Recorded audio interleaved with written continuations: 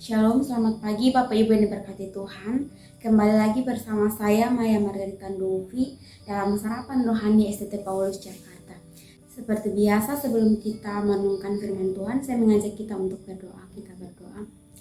Bapa, dalam nama Yesus kami bersyukur Tuhan buat kesempatan untuk kami pada pagi hari ini. Kami anak-anak-Mu merenungkan sedikit dari sabda kebenaran firman-Mu. Tuhan berkati dalam nama Yesus. Amin. Bapak Ibu yang terkasih, renungan kita dalam minggu ini berbicara tentang motivasi. Untuk itu, pada pagi hari ini saya akan berbicara mengenai motivasi dalam memberi. Firman Tuhan yang saya pilih di dalam 2 Korintus 9 ayat yang ke-7. Saya akan membacakannya bagi kita. 2 Korintus 9 ayat yang ke-7 dengan perikop memberi dengan sukacita membawa berkat. Ayat yang ke-7, hendaklah masing-masing memberikan menurut kerelaan hatinya, jangan dengan sedih hati atau karena paksaan, sebab Allah mengasihi orang yang memberi dengan sukacita. Bapak Ibu yang diberkati Tuhan, firman Tuhan saya beri tema motivasi yang benar dalam memberi. Bapak Ibu yang terkasih, pernahkah kita memberi sesuatu kepada orang lain?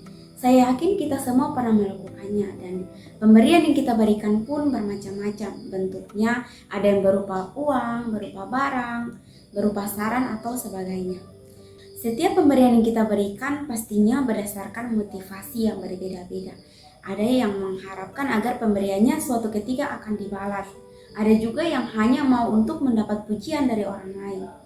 Bapak Ibu berkati Tuhan, dari firman Tuhan yang kita baca pada pagi hari ini berbicara tentang pemberian yang dikehendaki oleh Allah.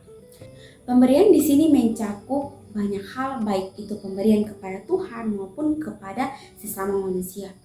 Ketika kita memberi berdasarkan apa yang dikehendaki Tuhan, maka kita akan dilimpahi dengan berkat Tuhan. Pemberian yang motivasinya salah, ujung-ujungnya akan membuat kita tidak merasa bahagia karena kita bertolak dari sesuatu yang salah. Contohnya ketika kita memberi hadiah kepada teman kita yang berulang tahun dengan harapan kita ketika berulang tahun dia membalasnya, tetapi kenyataannya tidak sesuai dengan harapan kita. Di sini kita temukan bahwa motivasi yang salah mengakibatkan ketidaksejahteraan. Dengan demikian kita akan melihat beberapa bagian penting dalam memberi yang dikehendaki oleh Allah. Pemberian yang dikehendaki Tuhan yang pertama yaitu memberi dengan kerelaan hati. Di sini yang dimaksud dengan kerelaan hati yaitu pemberian yang diberikan dengan ketulusan hati tanpa bersungut-sungut. Pemberian yang dikehendaki Tuhan yang kedua yaitu memberi dengan tidak sedih hati atau secara terpaksa. Artinya kita dituntut untuk memberi bukan karena paksaan orang lain tetapi karena keharusan kita sebagai orang percaya untuk memberi, baik kepada Tuhan maupun kepada sesama. Dan yang ketiga, pemberian dikehendaki Allah yaitu memberi dengan sukacita. Artinya ketika kita memberi, kita harus memberi dengan sepenuh hati karena Allah mengasihi orang yang memberi dengan sukacita.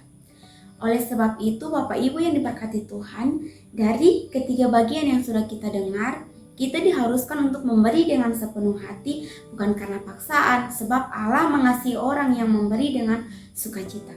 Firman Tuhan memberkati kita. Amin.